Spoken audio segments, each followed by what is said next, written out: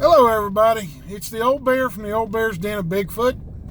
And yes, there's some shaking going on because we're rolling down a country road.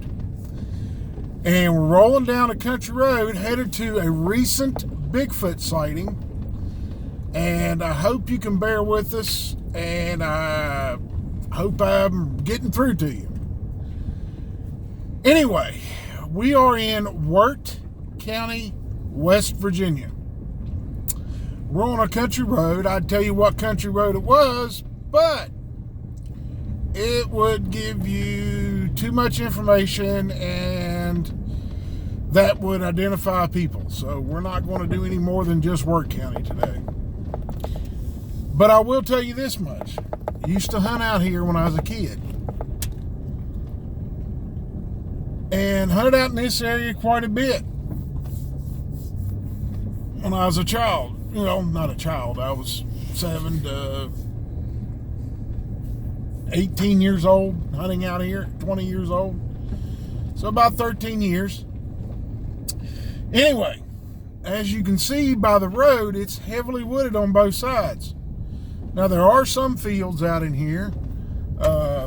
It's not real heavily dense underbrush. But this is not too far from where the Bigfoot, the story that I'm going to be giving you here in a minute, that it comes from. Anyway, this story, this sighting and interaction, well, it's not an interaction, they got chased.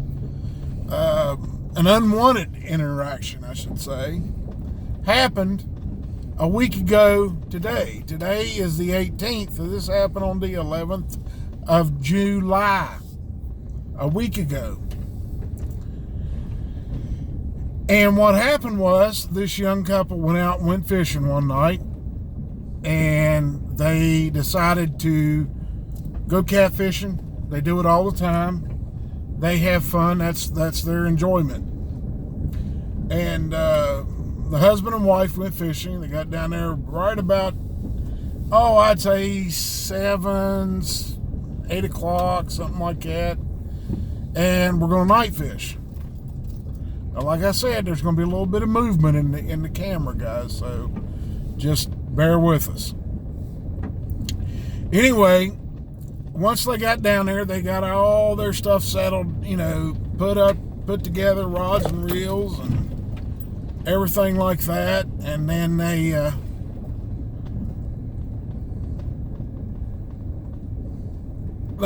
baited their hooks and stuff like that and threw their lines in the water. Now it's on a river.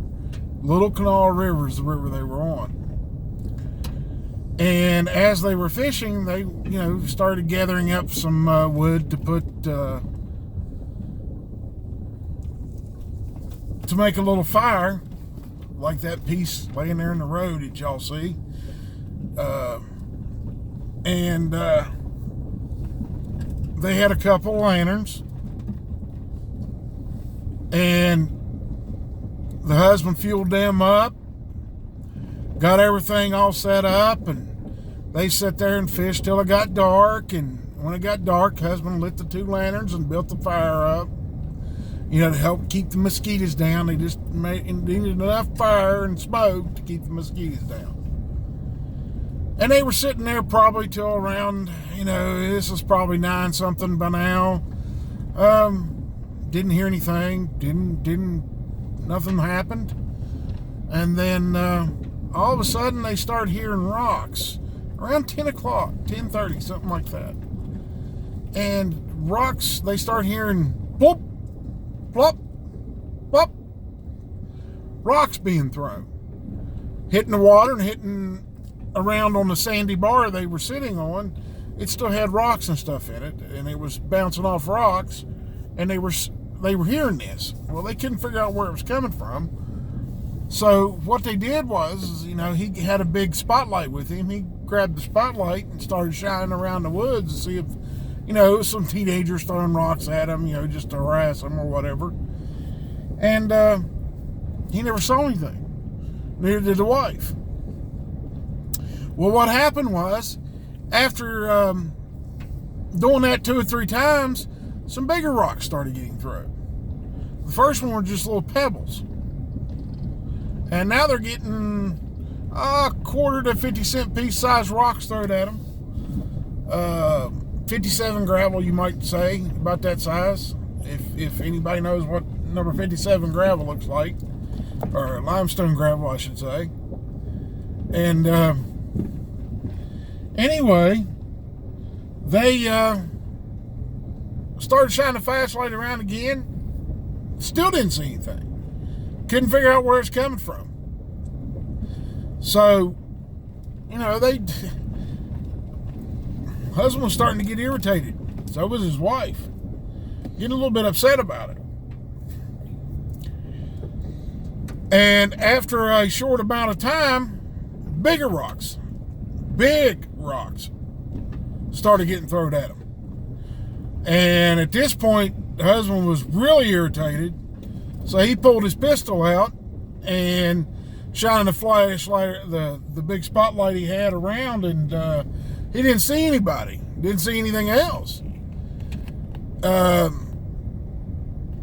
And it stopped. Whenever time he turned the light on, it would quit.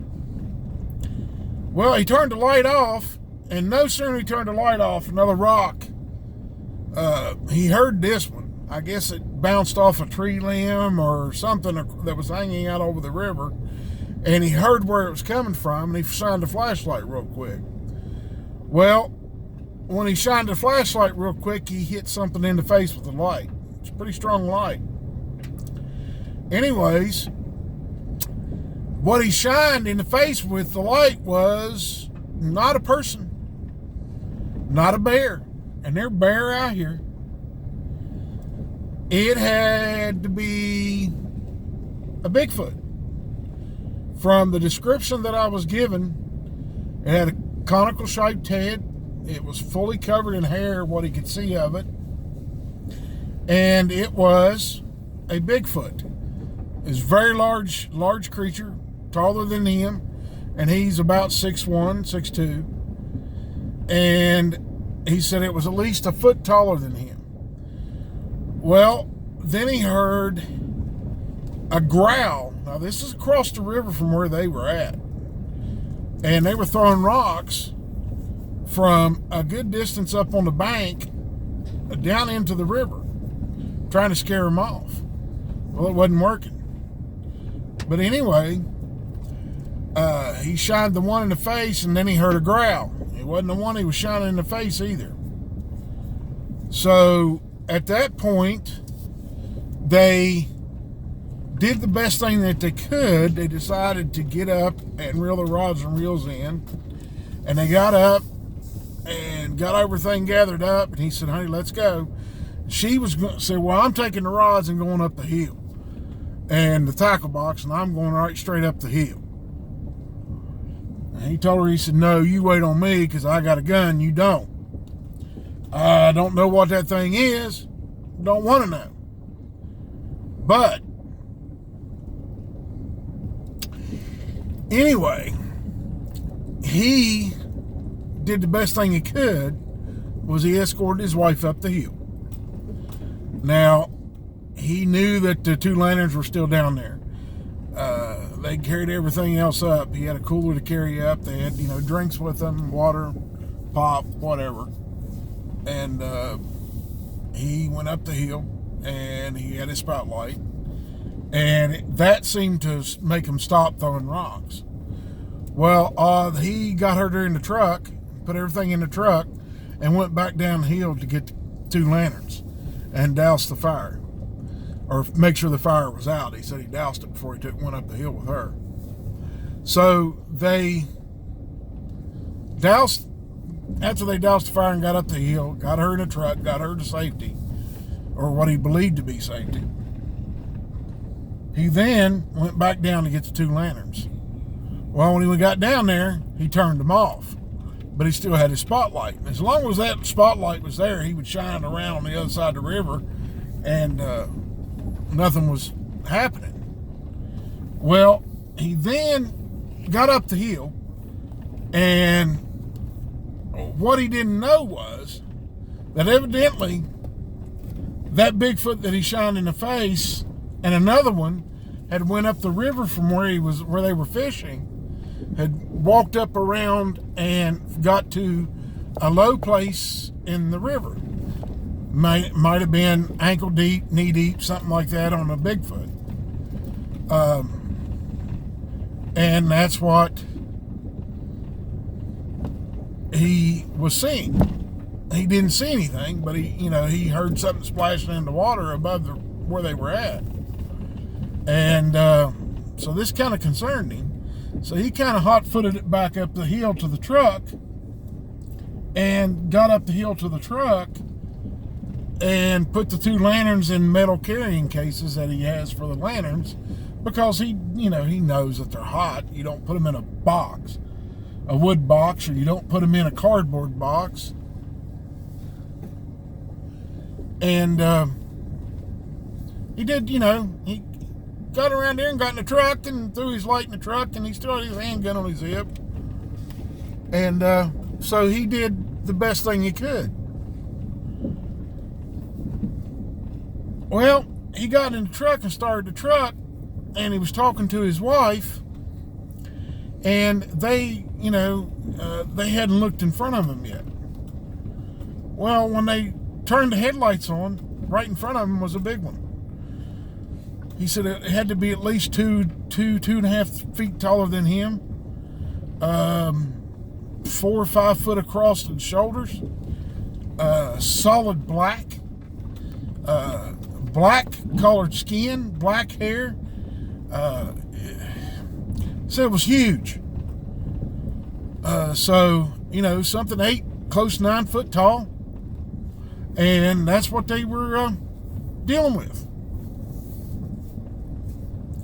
So we will finish this video here in just a little bit. We're going to stop you right now, and then we'll start when we get back on another country road. All right, everybody. I figured I'd bring you down here to the spot where this happened. You're looking at where the Bigfoot come across the river, just below or above where they were fishing. Now we're on the side where they were fishing, and as you can see, the other side's kind of sandy. It's got big rocks on it, and this side over here is pretty much the same. Anyway, now what happened to them was they got back in the truck and they turned the headlights on, and the big black one was standing in front of them, black everywhere. Well, the wife screamed. Well, this Bigfoot shot off the side of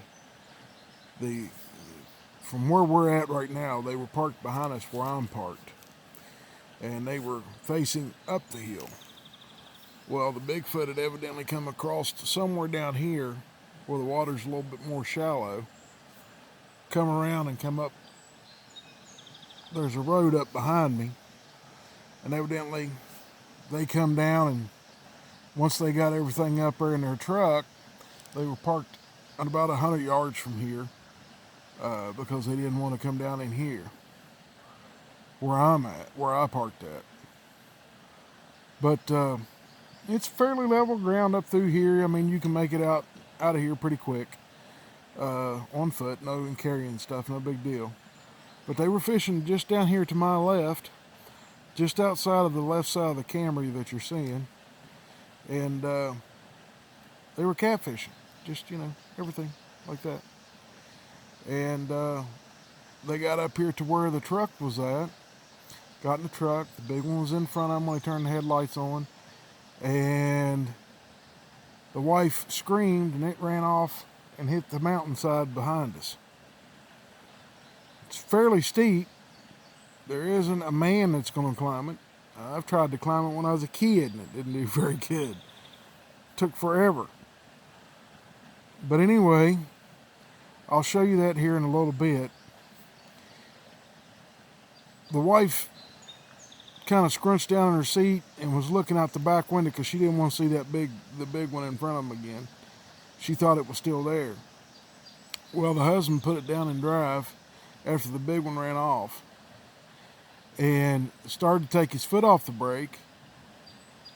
And when the brake lights were still on, his wife was looking out the back window.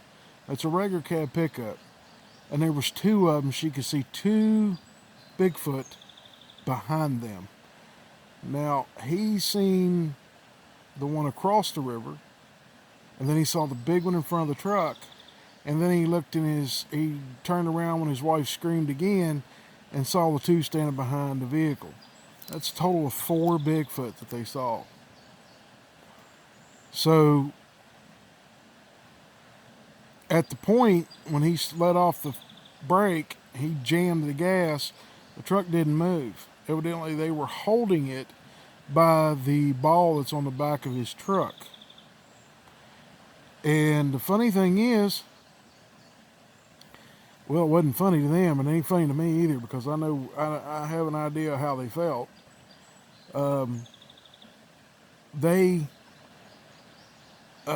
He put it in 4-wheel drive, and with the front wheels pulling and the rear ones pulling, he got away from the Bigfoot. Well, they drove home. When they got home, they live a few miles down the road from here, and we are going to be going past their home here shortly when we go up to where I think these Bigfoot came from. Now, where I saw my Bigfoot, as the crow flies, is only about 3 miles from here. And where I had the story of where the guy that was hunting and saw the same Bigfoot that I saw when I was 16 is 3 miles from here. That's nothing for a Bigfoot to travel in the nighttime. But anyway, back to the story. They got home, got everything in the house, carried everything in, put everything away, parked the truck, locked the truck, went in, locked the door, shut all the blinds, went in and got ready for bed. And this is probably 1:30, about 1 or 1:30 in the morning by the time they got to bed, they said. So, about 2 o'clock, they heard something outside screaming of their house. Evidently, these Bigfoot followed them home. And his neighbor called him and wanted to know what the hell was going on, and that was his exact words. And he explained to him that there was something up there screaming. He didn't know what it was, told him to bring guns, come up there and help him. So when the neighbor showed up, he brought his 2 boys. One's over 18 and one's 16, 17 years old. Well, when they pulled into park and swung into their driveway, the headlights hit one that was standing near the house, and the 16-year-old saw that and said, "Look, Daddy, look." They saw it. The dad and the 2 boys saw it. So there's 5 people that saw Bigfoot that night. And it's the same ones that they seen that were throwing rocks at him from the other side of the river. Now, on the other side of the river, you see a bunch of trees and stuff like that. But just past that, there's a road. And just on the other side of the road, there's a big field. Well, there's about 150-yard distance between the field and this riverbank. 150 yards at night, when a Bigfoot's got dark colored hair, they can get across the road. There's hardly any traffic on that road at night. You might get 1 or 2 cars before 10 o'clock or 9 o'clock. But after 9 o'clock, they roll up the streets out here and everybody's at home. All the kids are in Ripley. Ripley's a long way, or they're all in Elizabeth, which is down the river from here. So there's not a lot of traffic on this road at night. And but that's the story that I was given, and that's what I brought to y'all tonight. And we are going to do a little bit of Bigfooting up there where I saw my Bigfoot and where it was seen the second time. So if we get anything on sound, or we get rocks thrown at us or anything like that, we're going to have it on here for y'all at the end of this video. So I hope y'all enjoy it, and whatever evidence we get, we're going to add it into this video, and y'all can take and discuss the evidence that we get. I hope y'all enjoy it, and we'll see you next time. Bye-bye, everybody. Oh, wait a minute. I wanted to show you where they were parked. Okay. Now, you can see it's pretty brushy down here. You see my truck? Just up from my truck was where they were parked. They were turned around. Now, let me show you this hill.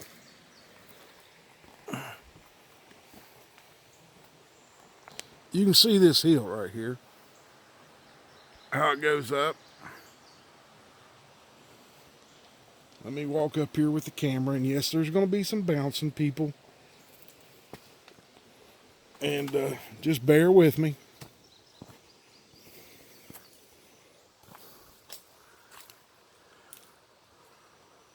See all this brush right here? Then look above it. See that right there? That's what that hill does. It goes straight up, and then it goes to a flat, and then goes straight up more.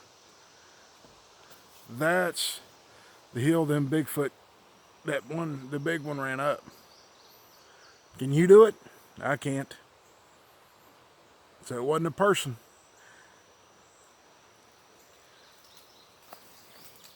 You give me your ideas if it was a person or not.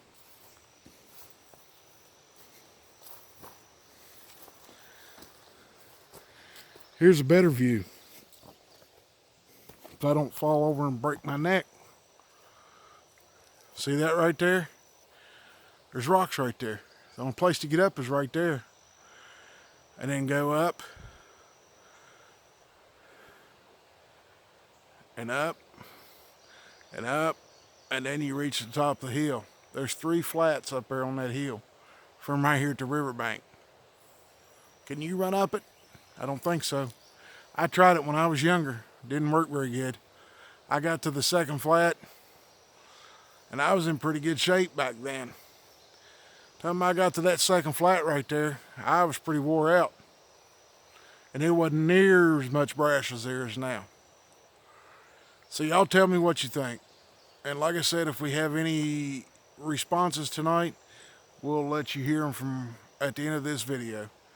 Hope y'all enjoy it. Bye-bye.